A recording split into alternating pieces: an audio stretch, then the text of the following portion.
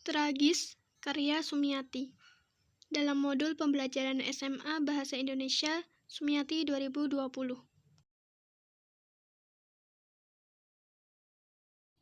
Air matanya mengering, raut mukanya lembab.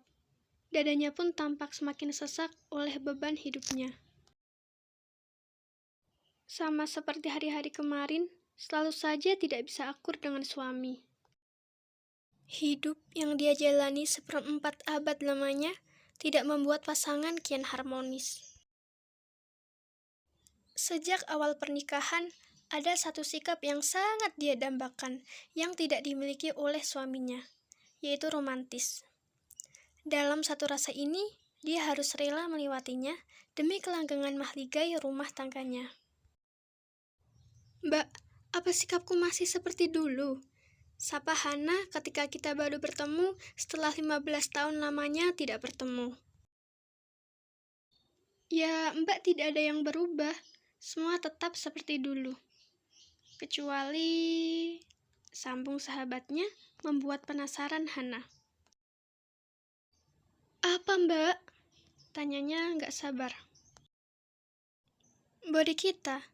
Ya, saya dan Mbak Hana sekarang gemuk," jawabku sekenanya. Kami pun tertawa berdua, membenarkan ucapanku. Setelah itu, kami pun mengucapkan kata perpisahan sejenak lantaran akan mandi untuk pembukaan workshop dari kementerian sore itu. 4 hari bersama, rasanya kurang untuk menceritakan kenangan yang telah terajut. Mulai dari mengenang masa-masa kami kuliah, sampai pada cerita keluarga, karir, dan segala kenangan yang pernah ada di antara kita. Waktu itu, kebetulan kami tidak sekamar, namun sering ketemuan pada saat-saat istirahat kegiatan kami. Ketika menyapa, kami memang sama-sama memanggil Mbak. Mbak Hana panggil saya Mbak karena usia saya lebih tua. Namun, saya panggil Mbak Hana dengan sebutan Mbak karena Mbak Hana adalah kakak kelas saya di kampus. Entah pertemuan keberapa, pada kegiatan workshop kali ini, Mbak Hana tampak riang. Namun, sebagai sahabat yang telah lama bersama, saya tidak bisa dikibuli. Ada rasa yang tersimpan. Dan memang benar tebakanku ketika saya bertindang ke kamarnya. "Mbak," begitu dia mengawali setelah kita menyeruput teh yang sengaja Mbak Hana buat untuk kami berdua di kamarnya. "Apa salah kalau batinku protes perjuangkan keromantisan di antara kami?" lanjutnya, sementara saya tetap menjadi pendengar setia. Suara HP Mbak Hana memaksa kami menjeda percakapan dan segera Mbak Hana mengangkat HP-nya. Samar-samar saya dengar ada suara laki-laki dari balik HP tersebut. Wajah sumringah terpancar ketika dia menerima panggilan di HP-nya. Lama sekali berlangsung panggilan itu. Tidak ingin saya mengganggu dan mendengarkan percakapan mereka lebih lanjut, sehingga dengan isyarat saya berpamitan untuk ke kamar yang letaknya hanya 2 kamar setelah kamar Mbak Hana. Dan saya pun pergi setelah ada isyarat mengiyakan. Malam ini sesi telah berakhir. Kami sempatkan bertemu kembali di lobi hotel. Sengaja kami memilih di sofa warna lembut, agak terpisah dari sofa-sofa lain karena letaknya di pojok. Harumnya 3 kelopak bunga mawar kecil yang terpasang di meja persis di hadapan kami menghampiri dengan lembut. "Mbak kemarin asyik banget berteleponnya. Dari suami ya?" tanyaku kepo mengawali pembicaraan. "Bukan, Mbak. Itu yang telepon tadi adalah teman. Namanya Pak Bagus. Beliau satu sekolah, wakasek humas di sekolah. Ada masalah sedikit di sekolah, jadi dia telepon," jawab Mbak Hana, sang kepala sekolah di tempat Pak Bagus mengajar. "Halah, masalah apa masalah?" lanjutku mengorek. "Sebenarnya bukan sekadar masalah sekolah, tapi masalah hati." Mbak Hana akhirnya mengaku. "Tuh, betul kan perasaanku? Makanya sengaja saya tinggalkan tadi karena saya tidak ingin mengganggu. Memang sejak kenal dengan Pak Bagus, Mbak Hana merasa ada teman. Karena Pak Bagus adalah sosok idola yang Mbak Hana idam-idamkan. Pak Bagus dan Mbak Hana cocok.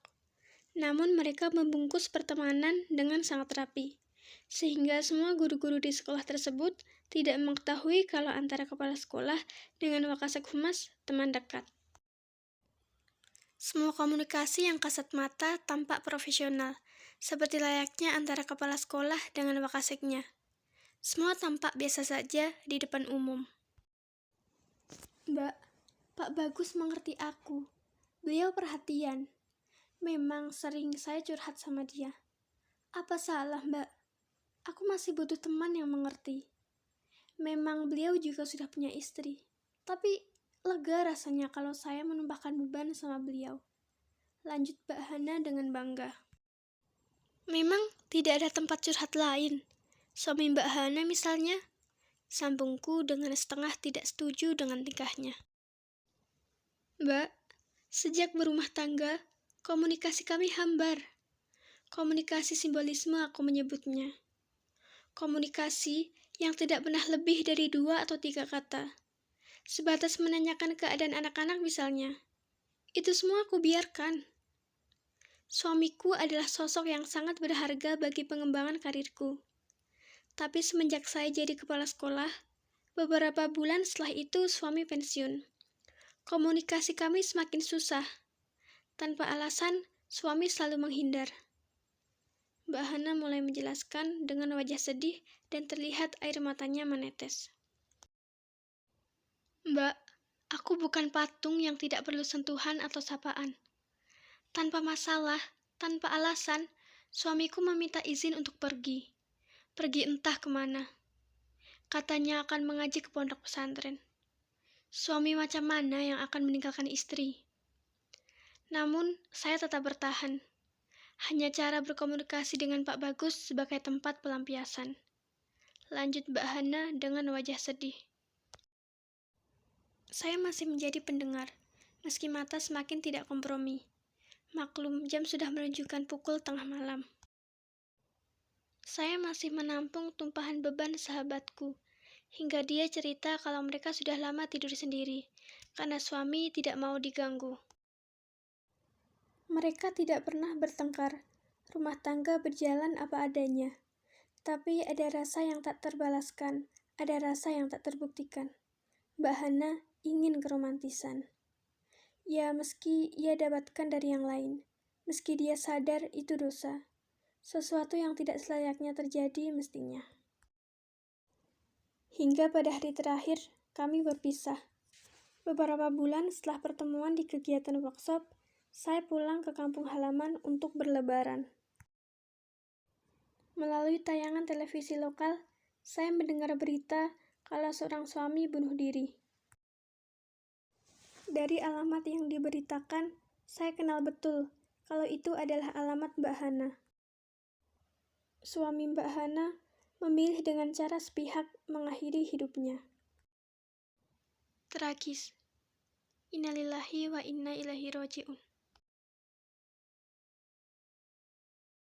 Dibacakan oleh Yogi Catur Nugraheni.